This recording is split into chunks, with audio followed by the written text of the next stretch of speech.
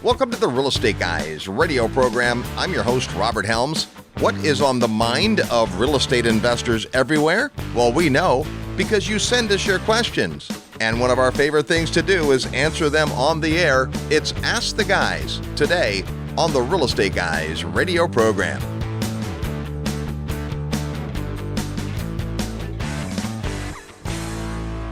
The Real Estate Guys are throwing a party and you're invited. Join us at the New Orleans Investment Conference, November 1st through 4th. Now in its 49th year, it's the world's longest running investment conference and features some of the biggest names in economics and investing, including James Rickards, George Gammon, Danielle DiMartino Booth, Rick Rule, and Peter Schiff. The Real Estate Guys are speaking in multiple sessions, attending lots of others, and we're hosting an invitation-only party one of the evenings for our friends and listeners, including some VIPs for you to mingle with. So make your plans to join the Real Estate Guys at the New Orleans Investment Conference. With all that's going on in the world, no serious investor can afford to miss it. Send an email to neworleans@realestateguysradio.com and we'll get you all the details. That's neworleans@realestateguysradio.com. And we'll see you there.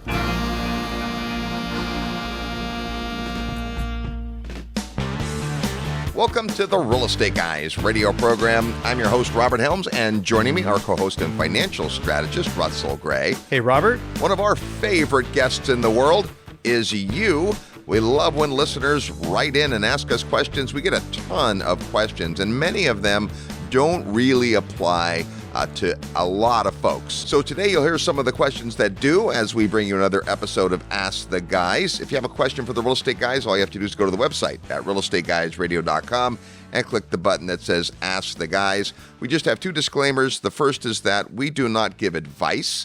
We give ideas and information so that you can go get suitable advice. And second, we are not tax or legal professionals. With that, let's get started. Our first question comes from Alexander in New York, New York.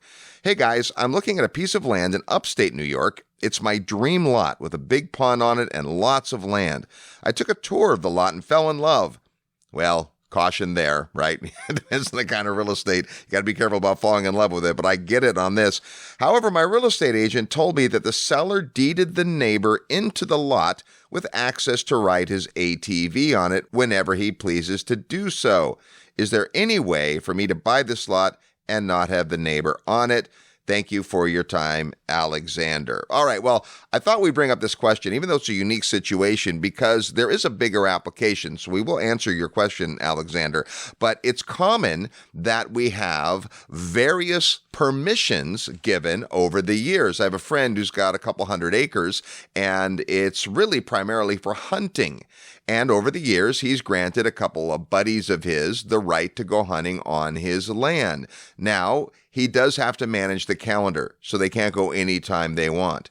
You also have egress and ingress issues, where sometimes you can't get to a lot except by traveling over somebody else's lot.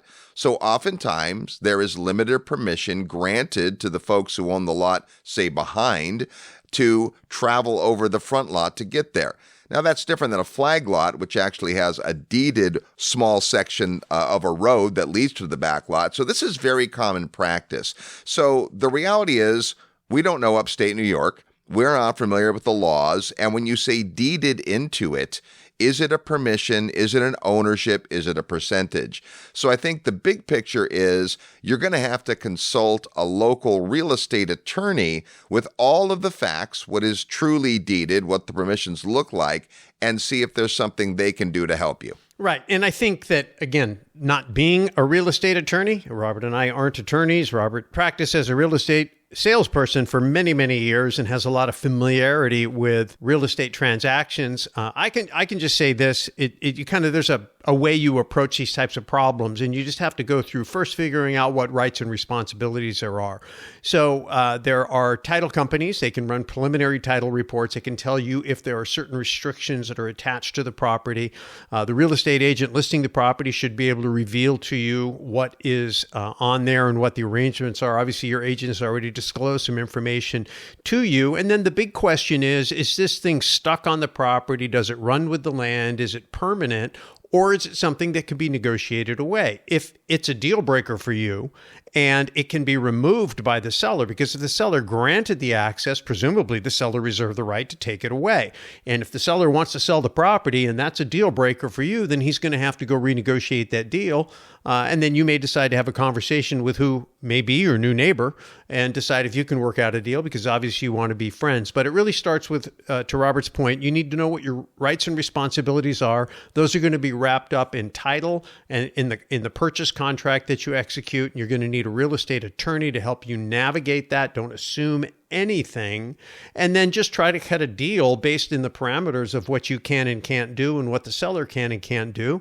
And hopefully you can get a deal done that'll work for you. There are a couple of ways this actually gets done in real estate. The most common way is called a letter of authorization. It's just an authorization by the owner of the land for a specific use. You know, I can think of another example. A friend of mine has a pretty good sized lot, and his house is on the lot, and down the walking path is about a 2-acre pond, and it is filled with fish. And growing up, he said to my boys, hey, anytime you guys want to come over here and fish, you can. And they took him up on that.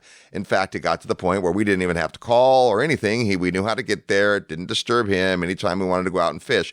Now, that was never formalized. Now, is an oral agreement legal in real estate? It can be, depending on the circumstance. The other way that it gets done is not just a letter, but something that is recorded against the property. And this works a little different in different ways, but if this is actually a recorded lien of some type or encumbrance on the property, you'd want to know that. And it happens a lot. It may, and I'm sorry to say this, affect your right to use the property. If it truly is, say what happened is the owner deeded a 10% ownership stake with the right to ride the ATV anytime, that's going to be a hard thing to work around.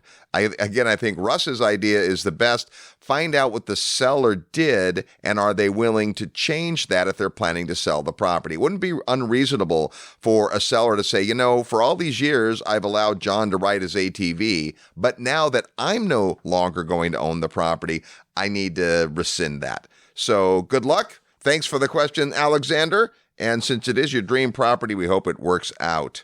Our next question comes from Kevin in Castle Rock, Colorado. Hey guys, I'm interested in Dave Zook's ATM funds, but I'm having a hard time vetting him or the company. I know he speaks at your conferences, so I was curious if you could point me in the right direction. Thanks, Kevin. All right, Kevin. Well, Dave Zook is one of many Real Estate Guys providers. And if you hear someone that advertises on our show or appears at one of our events, we generally refer to those people as providers, not sponsors, not advertisers. What a provider does is help somebody live out our motto of education for effective action. You get educated here and you want to do something, so we don't sell real estate to people, but we have lots of folks in our network who make these opportunities available. And Dave's a guy we've known for a long, long time.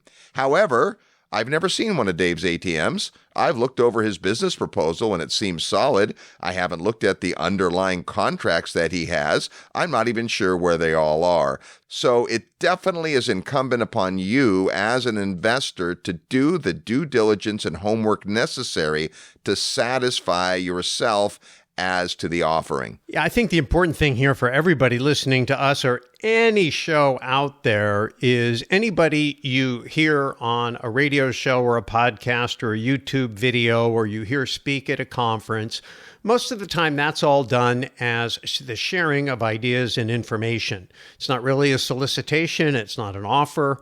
Certainly not enough information to take a financial risk and invest your hard-earned money. That's why almost always you will see the disclaimer saying that you need to consult with your own professional advisors. And really the same here is true.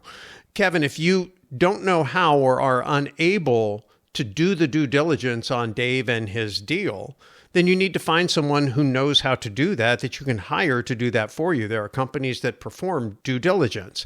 If you really think through, assuming you're an experienced real estate investor or even a homeowner, you've been through the process of due diligence, and it's really not all that complicated. It's a little bit of common sense, but you just have to think it through. First of all, when you go to apply for a loan, they run a credit check on you. They want to know who you are and what your background is in terms of performing in the area they're asking you to perform in, which is to pay your bills on time. Your credit report is a reflection of that. And so you want to know a little bit about your counterparty. Who am I doing business with? You can look up, in the case of a business, their record with the Attorney General, the Better Business Bureau. You can check on their online ratings and reviews. And in today's world, it's easier than ever to find a bad actor and to find a good actor because everybody is out there reporting on that. So that can be the beginning of that. The other thing is you have to just ask yourself, does this deal make sense, right? If someone comes in and says, well, I just moved here from a foreign country, I don't speak the language, I've never had a job, and yet I'm going to buy this $10 million house 100% financed, does that story make sense? Well, if it doesn't make sense, then that's a clue. Right. And so the underwriters are always going to look, does this make sense? Does the deal make sense? And then they want to know, okay, what's the nature of the deal? If I'm going to put my money in and I'm supposed to get money out, where's that money come from?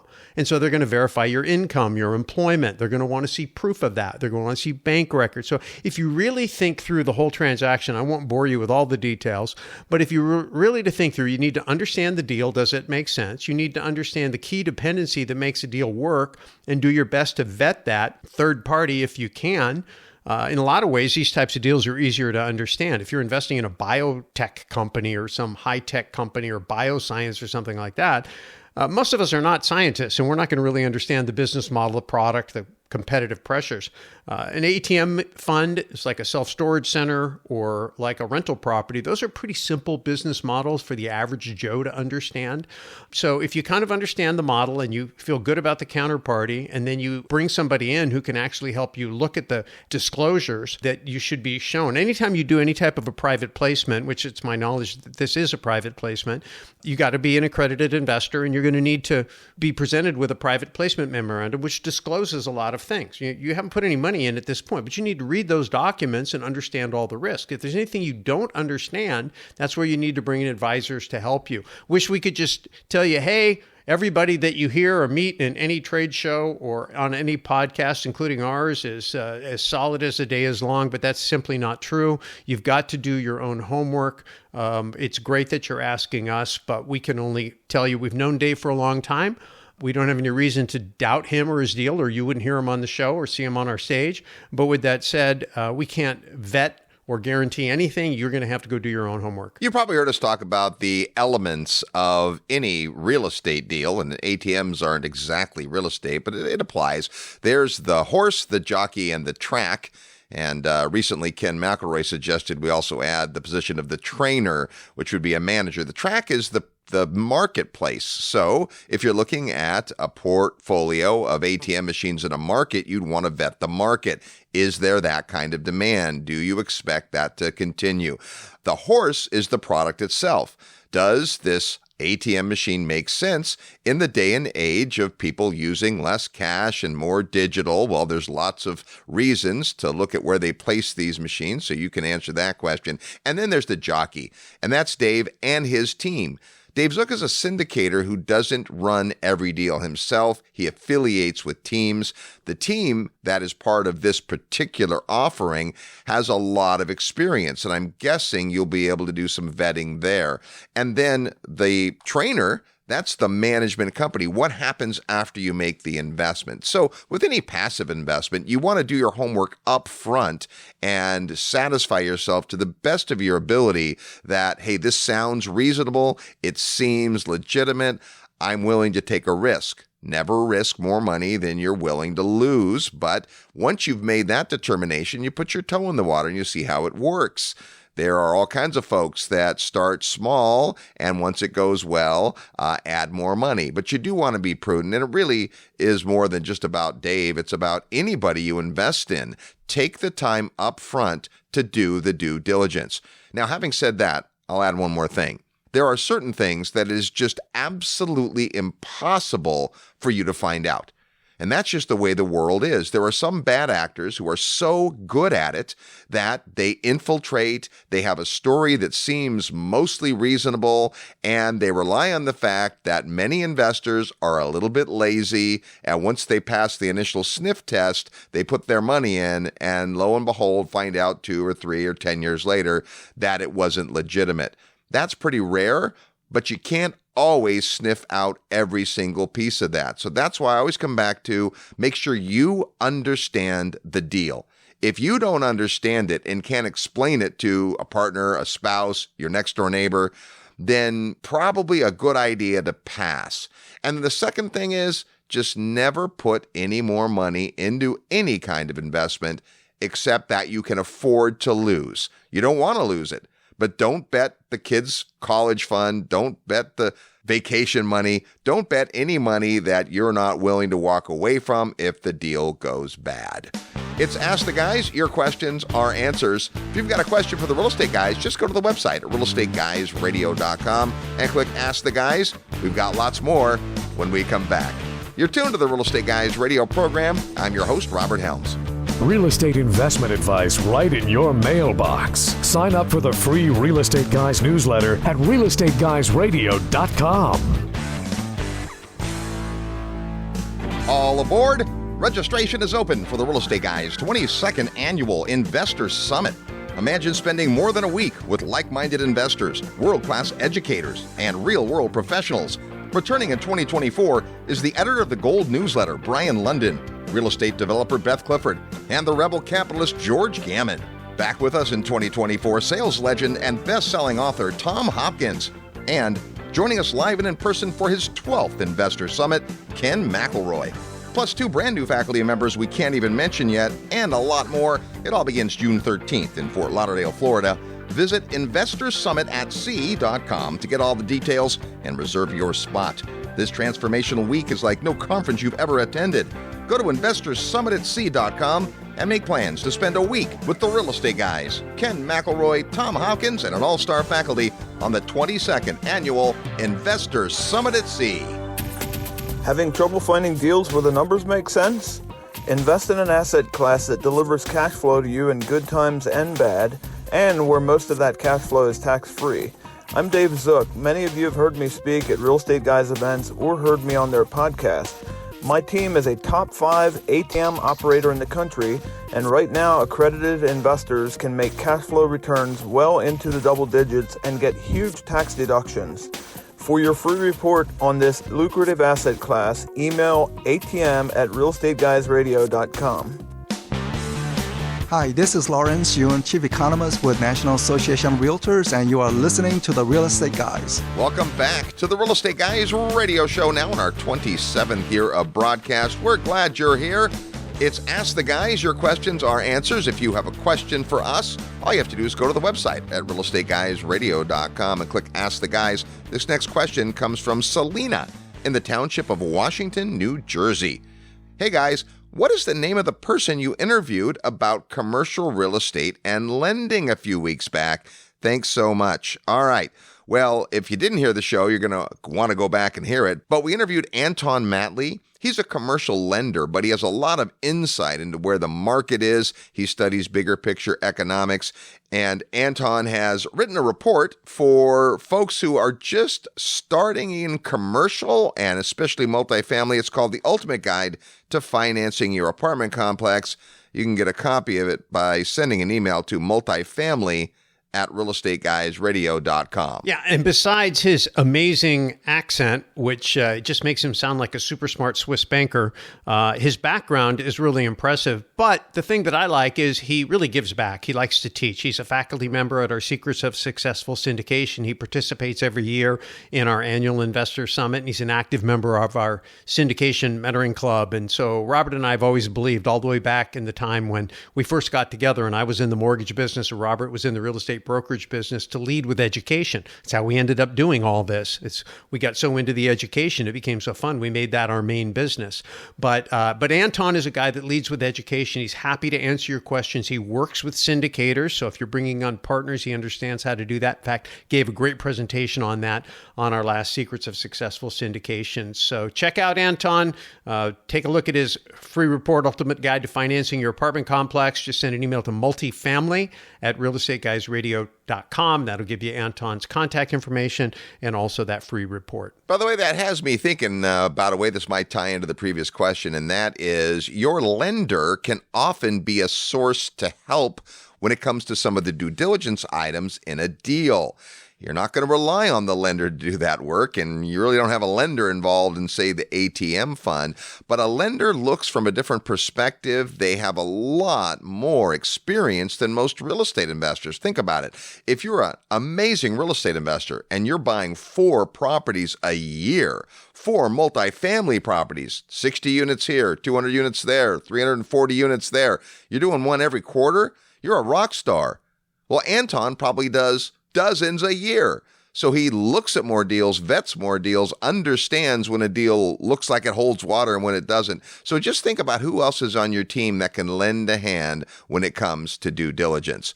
All right, our next question comes from Kent in San Diego, California. Hey guys, I built and own a 17,000 square foot shopping center in Yuma, Arizona. I'm considering taking approximately 2,000 square feet of an existing 8,500 square foot Chinese buffet restaurant and repurposing it for an alternative use/tenant. I'm looking for a knowledgeable second opinion about moving forward with demising the space. Best, Kent. Well, Kent, this is a great question. It's very specific, but I think there's some things we can share that will help, and obviously it will also benefit the other listeners. I don't think I've ever been to Yuma, Arizona.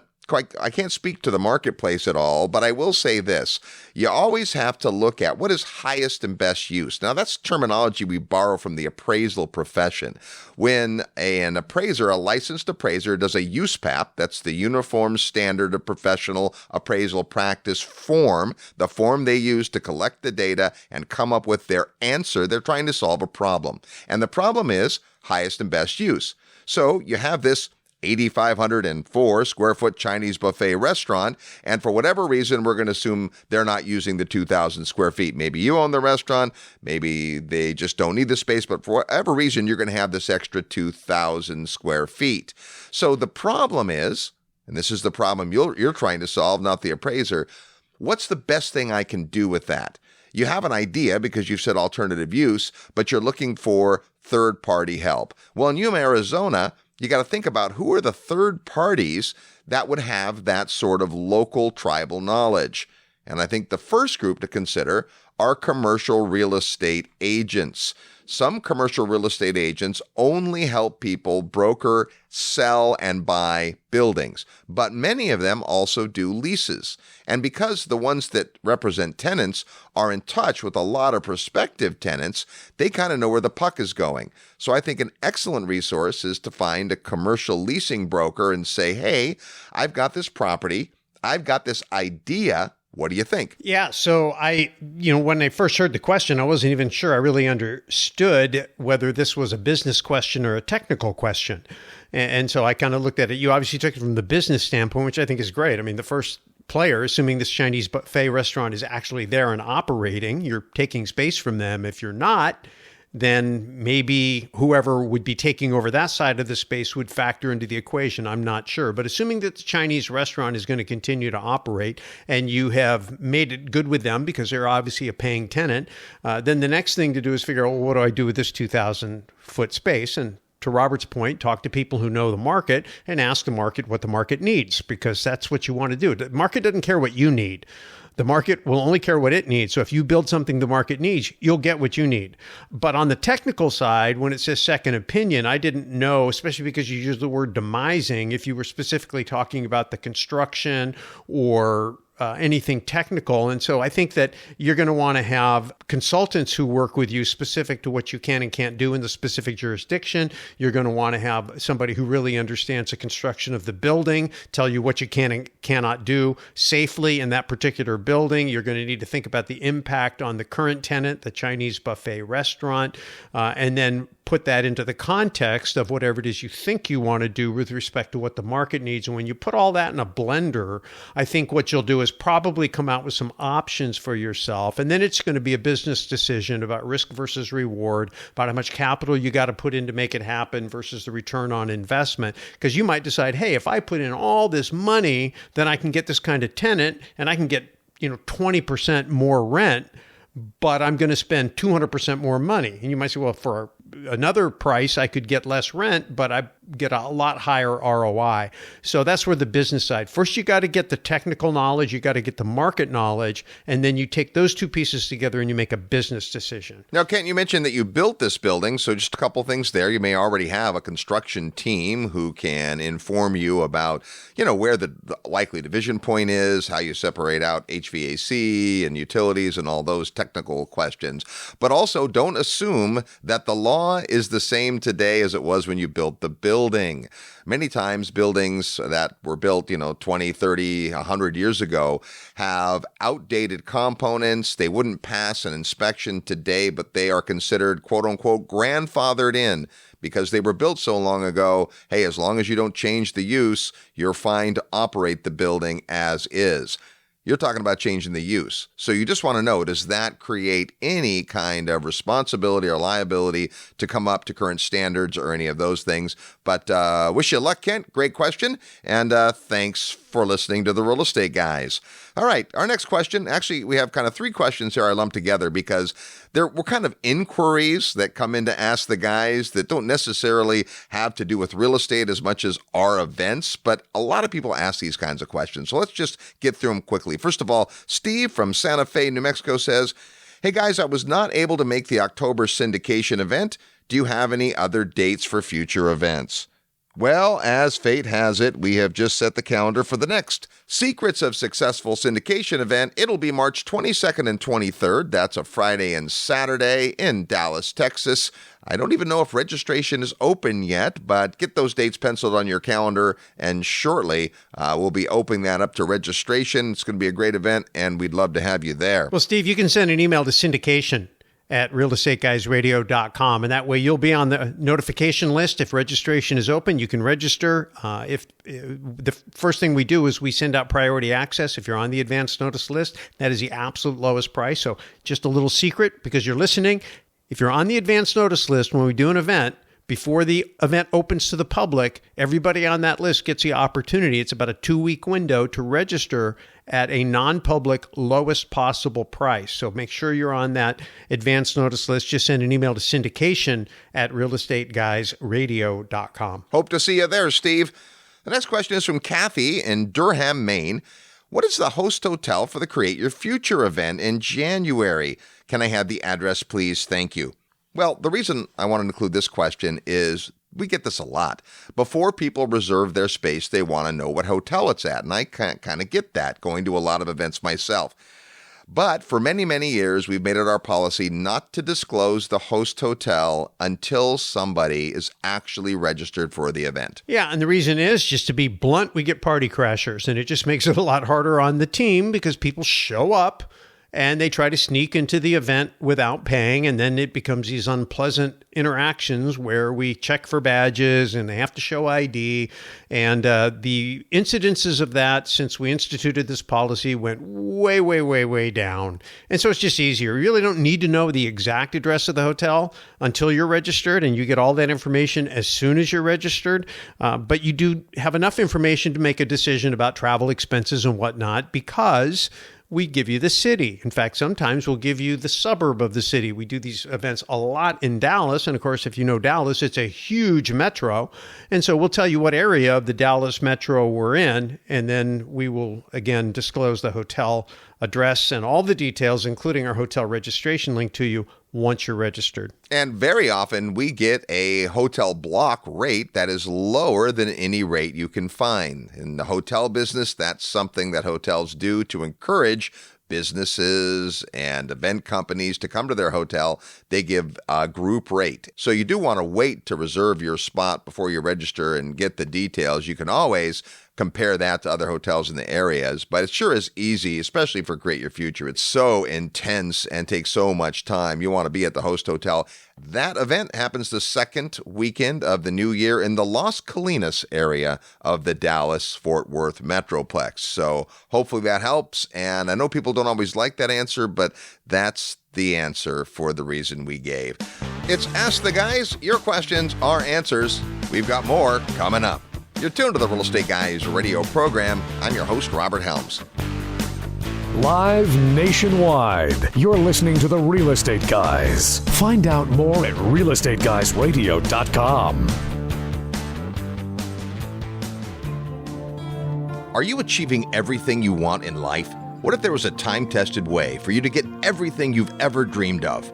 The most successful people in life set goals and keep themselves accountable. But how? The good news is that it's not rocket science. You too can learn the skills and unleash the motivation that will create success in your life. Hi, this is Robert Helms, and I'd like to personally invite you to attend Create Your Future, the 2024 Goals Retreat, January 12th to 14th in Dallas, Texas. This unique weekend event has been called phenomenal, inspirational, and life-changing by the thousands of people that have attended.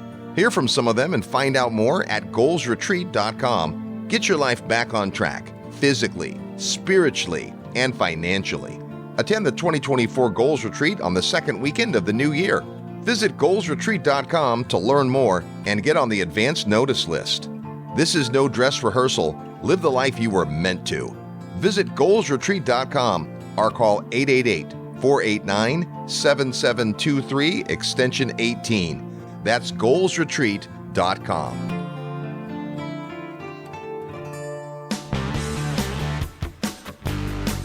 Hi, this is Mauricio Raul, the founder and CEO of Muir Law Group, and you're listening to The Real Estate Guys. Welcome back to the Real Estate Guys radio program. Thanks for tuning into the show. Hey, if you want to see a really cool real estate market with yours truly, come on out to the Belize Discovery Trip. We spend 4 days and 3 nights in beautiful Ambergris Caye, Belize, studying the sustainable drivers, looking at opportunity, and actually touring some fabulous real estate. Plus, we get to hang out over awesome meals. If you're interested, just go to the website at realestateguysradio.com and click the button that says Events, where you'll find the Belize Discovery Trip. It's Ask the Guys today. Your questions are answers. Before we get back to the questions, it's time for you to answer a question as we play real estate trivia. Just a minute, we'll give you a trivia question that has something to do with real estate. When you hear the question and think you might know the answer, send your best guess to trivia@realestateguysradio.com. trivia@realestateguysradio.com. The first person that gets it right is going to get an awesome book by Kim Kiyosaki called Rich Woman, which you will love no matter what sex you are. Before we give away that, last week on the Real Estate Guys, we asked this: where was the first elevator shaft built in a building? Well, the answer is in New York City. Built in 1859, the Cooper Union Foundation building included an elevator shaft in anticipation of elevators someday being invented. At the time of its erection, the foundation building was one of the tallest in Lower Manhattan. Peter Cooper wanted to make sure it included a cylindrical shaft between floors in anticipation of an elevator, a device that at that point had not yet been invented. Talk about being ahead of your time. Here's our real estate trivia question for this week.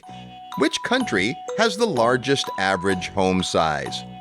Yeah, home size varies from place to place, city to city, parts of the country, different countries. Well, of all the countries on Earth, which country has the largest home size on average? If you think you know, or maybe you live there, send your best guess to trivia@realestateguysradio.com. Trivia@realestateguysradio.com. Give us your name, the answer to the question, and your physical mailing address, because if you're the winner, we'll send you Rich Woman by Kim Kiyosaki. That's today's real estate trivia question. It's Ask the Guys. If you have a question for the Real Estate Guys, just go to the website at realestateguysradio.com and click the button that says Ask the Guys. Our next question is from Ashlyn in Las Vegas, Nevada. She says, I'm looking for mentorship from seasoned investors. Do the Real Estate Guys offer a mentorship program? Thank you. Well, Ashlyn, kind of and not exactly. You'll rarely hear us talk about our mentorship program on the radio. For years, the only way you can find out about what we do in the syndication space is to come out to our 2-day syndication event where we explain our syndication mentoring program. So we do mentor budding syndicators, folks that want to raise capital to do deals, and we have an awesome group of syndicators that are raising all kinds of money and doing all kinds of cool projects, and there's a ton to it, but that's really what we mentor. We don't mentor in general real estate investing. It's specifically into syndication. And then as we announced a couple of weeks ago, we have just joined forces with Jason Hartman, George Gammon, and Ken McElroy into an incredible mastermind called The Collective. And The Collective is about access to information, business best practices, personal development, and expanding your network with some really awesome folks. If you're interested in that, you can send an email to collective@realestateguysradio.com. Just a little quick history on the Syndication Mentoring Club so you understand where we're coming from. We found out in 2008 when the credit markets broke and the flow of money from Wall Street to Main Street broke, conventional funding broke, just like in the 70s or late 70s and early 80s, the birth of creative real estate. Main Street had to get creative, and the formation of private capital became a huge opportunity. And we said, well, gee, we have a lot of experience doing that, so let's start teaching people how to do that. So in 2011, we did our initial first seminar. A couple of years later, we launched a small, very hands-on, intimate mentoring program. That's where Dave Zook came from, by the way, and he's since gone on to raise $935 million and counting. So we've said, hey, this works. We actually can teach people how to do this, and they're having great success. We've had a lot of people have great success. And so we expanded that, and a few years back, we opened it up to a more scalable model we call Syndication Mentoring Club, which consists of a whole bunch of live interactive sessions where we and our mentors and technical advisors do live interactive calls, answer questions in real time. We capture all of that intelligence and create our own, kind of like a YouTube channel for syndicators, but it's private. It's behind our paywall, if you will. And so if you're a member, you have access to all of that. We do live meetups, and we spend a lot of time just answering real world questions. Mentoring, if you really think about it, the way human beings, I think, were created to learn, is you don't learn by sitting in a classroom, consuming a lot of data, reading books or watching videos. You learn by having conversations and getting out in the real world and doing it. And at the point of getting stuck, you ask a more seasoned person, how do I solve this problem? And based in that real world context and urgency, you learn so much faster. So our whole program is designed to connect people who want to become syndicators, raise money, do deals, to have very quick access to a whole bunch of other seasoned syndicators, technical advisors, and a big library of those real-world Q&A sessions so that you get unstuck quicker, you move on to the next problem faster, and you solve each problem better. And so that's what it's designed to do. If you're interested, just, again, send an email to syndication@realestateguysradio.com, and you'll get on the list. And everything we do related to syndication and syndication training, you'll be the recipient of, and then you can pick and choose what you decide to participate in. So both of those programs are pretty serious in terms of commitments of time and resources. We do have a pretty awesome program for folks who are getting started investing, folks that just want to stay up to date with trends, and that is our monthly investor mentoring program. And it's only been going a little short while, but it's a chance for just once a month folks to come together, discuss a current topic or an idea, hear from active investors, and then get updates in terms of the market, the economy, lending, precious metals, and so forth. You can attend your first Investor Mentoring Club session as our free guest. Yeah, it's online, and it's pretty easy. Just send an RSVP at investormentoringclub.com. If you send an email to RSVP@investormentoringclub.com, you will get the information. You can sign up for your free guest pass, check it out. If you like it, it's relatively inexpensive. And the beauty of it is, in my opinion, is we focus on approaching the whole concept of Main Street investing a little bit differently. I think that a lot of Main Street investors are watching Wall Street talking heads talk about these pie-in-the-sky things, and the whole idea is buy low, sell high, and you become a gambler in the Wall Street casinos, which is what they want. Because every time you do that, you generate a commission on the buy, a commission on the sell, a capital gain, which creates tax, more cash for the banks. And what do you end up with at the end of the day? A tax bill and the need to go do another trade. And that just keeps the rally going as far as they're concerned. True investing is really what real estate investors invest for, which is cash flow. You're making long-term commitments to quality assets. You manage them for long-term growth of cash flow, equity, and tax breaks. And real asset investing on Main Street, usually the foundation is real estate, but then you take advantage of other things like precious metals and whatnot. And there's economics that you have to understand. And if you don't think economics matter to you on Main Street, just think about inflation, interest rates, the price of energy, just to name a few.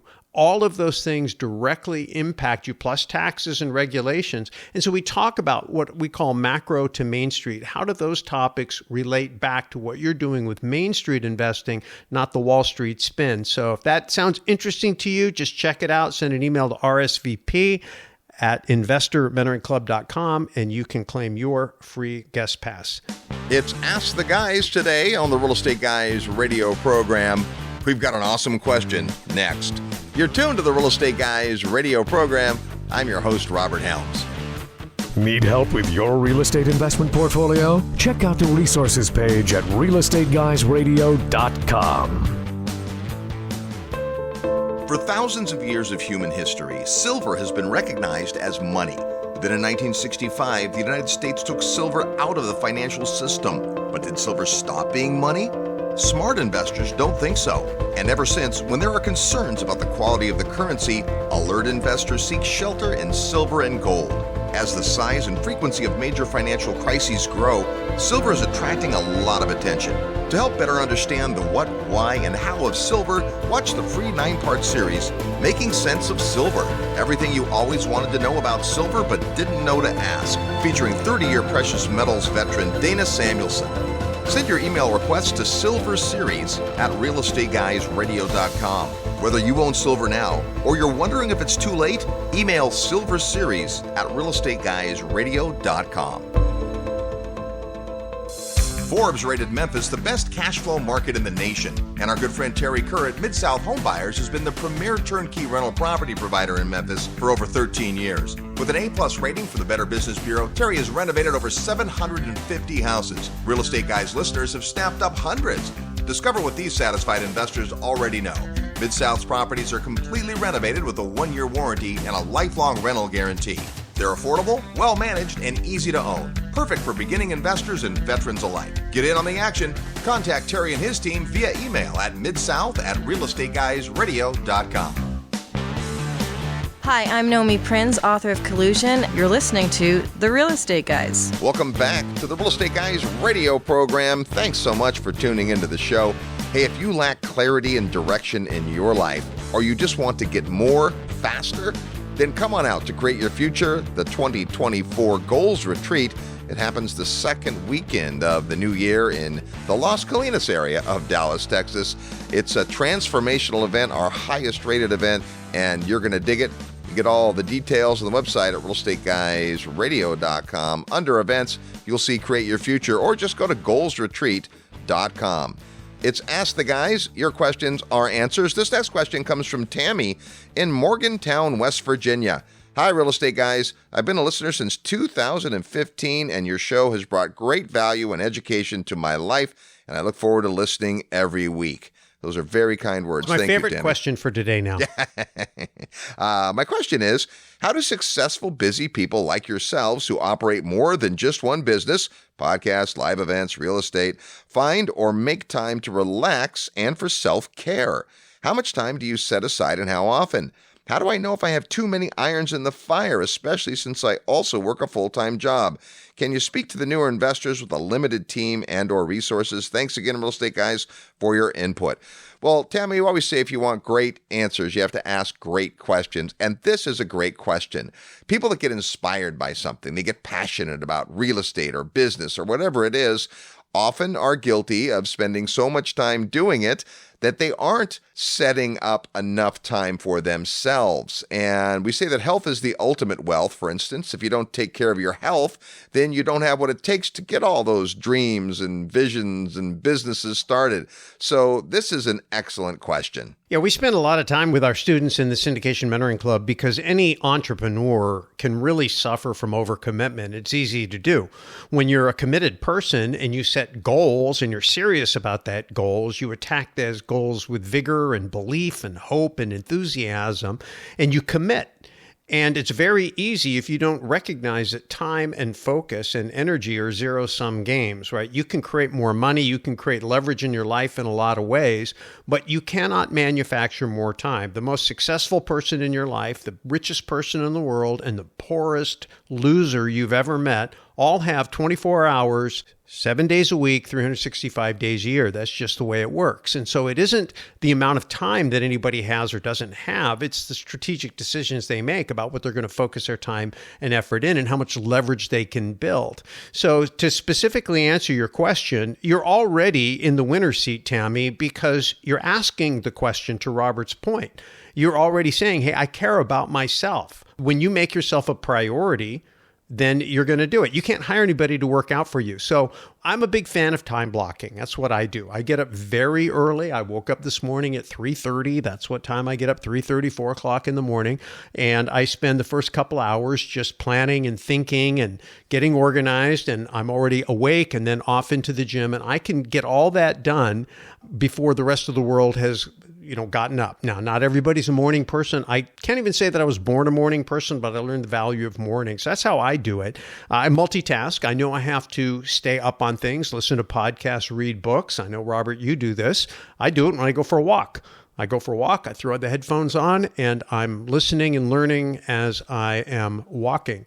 And so that's another way to do it. And then I'm just a big fan of not wasting time. So it's easy at the end of the night to sit down and relax, maybe have a glass of wine or a cocktail, and it's 6 or 7 at night. Next thing you know, it's 10 or 11, and you haven't done anything. So I remember talking to Chris Widener, who's a prolific author. We said, we asked him the same question, how do you crank out so much work? He goes, well, when everybody else is watching TV, primetime TV, I'm doing primetime writing. And so, if you really sit down and do an analysis of your schedule, and I keep a diary, I recommend people keep a diary for at least 21 days, maybe even 90 days. You write down every single thing that you do, and then you go through with colored highlighters, and I highlight blue everything that I absolutely should not have done, that didn't add any value, was a complete time sink, and I take that off my calendar. And then the next thing I do is I look for things that are very easily delegatable at a very low expense, things that I can easily hire someone else to do and should to free back that time to focus on more important things. And then the higher level things, you've got to begin to budget the time that you just saved with making time to train and delegate or organize tasks, the more complicated tasks, to get those off your plate. If you're already committed to a full-time job, you're going to have to be really, really diligent with the free time that you do have. And again, I think just put yourself first. Just make sure that you time block and you say, okay, I have an appointment with myself. Nothing's going to get in the way. It's like I'm meeting with the Pope or the president, right? Nobody's going to get in the way. I'm going to go do my workout. I'm going to go for my walk. I'm going to take that hour to sleep or whatever it is. You make it a priority. When it's a priority, you will find a way. I think the more intentional your schedule is, the better. Russ talks about time blocking. That is a great way to make sure that you have uninterrupted time. Some things you can multitask, right? Some of the things we do just have to be done. But other times, if you need to call on your creative juices, it's hard to be creative on demand. It's like you meet someone and they say, oh, my friend's pretty funny. You're like, well, say something funny. Well, funny people don't just say something funny. I mean, stand-up comics do, but funny people are in the moment and pay attention to what's being said, and based on that, make a comment. So it's hard to be creative on demand. It's hard to be smart and brilliant on demand. So part of it is to know your body clock. Russ has alluded to this. He's a morning guy. I'm not a morning guy, although I get up a lot earlier than I used to, but I generally don't do my best work first thing. I do my best work when I have uninterrupted time and few things on my plate that are urgent. So I set aside time for creative work when I know I'll be better at it. And that's a time saver. I could slug it out and force myself to spend 2 hours doing something when I'm not at my peak, but I can get it done in 45 minutes when I'm at my peak. For instance, I don't ask Russ to do the radio show at night. Because at night, he can do a great show. It just takes a little more. A lot more editing. A little more editing, right? All that stuff. So some of it is to know yourself. Now, your question of when do I know I have too many irons in the fire? That is when you have physical signs of that. You used to have aches and pains. You're lethargic. You don't feel well. That's too high a price to pay. And back to knowing yourself, you know how much sleep you need. It was said that Dick Clark functioned on 2 hours of sleep a night, and he was a super productive guy. You might need more than that, I'm guessing you do. But most people don't need 10 or 11 hours of sleep. So don't make sleep an objective. Rest only long enough to gather your energy. And energy is a big part of it as well. I do find that when people are impassioned by something, they will do a better job. They'll be more motivated. They don't come up with excuses why they don't. So if your full-time job is something you love to do, that might help. If your full-time job is just something you're doing to live, thrive, and survive, well, then you want to organize your remaining time so that you are working on projects you're passionate about. If you're passionate about developing your real estate portfolio, then there's lots of ways to learn and network, go to events in those other times. So try to get around other people. That can be very motivating as well. At the same time, never compare yourself to other people. Your only comparison should be yourself. We're right now in a book study of a great book called The Gap and the Gain by Dan Sullivan and Benjamin Hardy. I'd recommend that book. I'd also say that clarity will save you hours and hours and hours of time. If you don't have crystal clear clarity in your life, you do need to get some. Yeah, so I wanted to mention that earlier. I'm glad you brought that up. And I'm really happy we have a little extra time on this because this is so important. This is the foundation of everything else. If you have clarity about what you want to do and you have energy to go do it and you know what your priorities are, the shortest path between two spots, your current reality and your dream reality, is a straight line. And it's very hard to achieve goals in a straight line, but the more clear you are, the more likely you are to stay on the path. The more energy you have, the more you're able to plow through everything you have to plow through to get from here to there. Remember when my late wife died, and I can't believe it's been nearly 4 years, but the very first thing I did was I created my 4-step productivity plan, and I just really focused myself on this. And number one on the list was cultivate positive energy in my life. Started with working out, getting good sleep, putting healthy food in my body, not putting bad food or chemicals into my body, and really being attentive to the ideas I was putting in my head, the people I was hanging around. I unplugged my television, I quit drinking, and it really worked. It gave me positive energy. So that was number one. Number two was to set clear and compelling goals, things that I knew that I wanted to live for, things that I knew I wanted to work on. And when you lose your spouse after 40 some odd years, it is just a clean slate. And so I had to go through really reinventing myself. So if you're looking to quit your job or you've lost a relationship or you're ready to go to the next level, in a lot of ways, you're reinventing yourself and you have to kind of treat yourself like you're brand new. And that's what I did. And that really helped. And the goals retreat was fantastic. I'd been to that thing 15 times. So that first year I went, right after my wife died, it was probably the most impactful because I was literally staring at this blank slate of my future. Realizing that every hope, every dream, every aspiration that I had her penciled into it. And she was gone. And I had to figure it out. And so you asked all those great questions, Robert, and I journaled like a crazy man. And I came out more clear. The third thing was then to put in supporting infrastructure, the people, the systems, the schedule, the habits that I would need to prosecute those goals, right? I had to have the goals. I had to have the plans. I had to have the energy. But I also had to have the infrastructure. And so once I went to work on getting that infrastructure done, now I had all three. I had positive energy, I had compelling goals, I had supporting infrastructure, and step number 4 was just to act relentlessly. Now it's just discipline. Get up every day, put your nose to the grindstone, and go, go, go. If I could say one thing, Tammy, that I think for anybody listening to this that's in your situation where somebody has your chain 40 hours a week or more, take that chain off if you can. It's a lot easier to put yourself first when someone doesn't own your work. You know, I would never, ever go back to having a job. I would never go back to working for someone else. It's just too much of a conflict of interest. They're never, ever going to put me first, no matter how much they love me or like me, or I think they do. I think the safest way is to go create a business of your own, control your own destiny, and get to the point where you can make, 5 times the money in 1/5 the time. That's very possible when you own your own business. Very difficult to do when you have a job. Great question, and thanks for all the questions today. If you have a question for the Real Estate Guys, go to the website at realestateguysradio.com. You'll see the button that says Ask the Guys and fire away. We don't answer every question personally. In fact, rarely do we, but we'll take the best questions and every 8 to 10 weeks do a show like this. We appreciate you listening. Next week on the program, it is our annual edition of Halloween Horror Stories. Things that went desperately, terribly wrong in real estate and the lessons we can learn. Until then, go out and make some equity happen. This episode of the Real Estate Guys radio show is brought to you by Paradigm Life. Powerful cash management strategies using life insurance. Learn more at beyourbank.com. Mid-South Home Buyers. Low-cost, turnkey cash flow properties in Memphis, Tennessee. Corporate Direct. Asset protection strategies for real estate investors. From attorney and rich dad advisor Garrett Sutton. Find these and other great companies under the Resources tab at realestateguysradio.com. To learn how you can expose your product or service to the Real Estate Guys audience, call 888-489-7723 extension 4. That's 888-489-7723 extension 4. Or use the feedback page at realestateguysradio.com.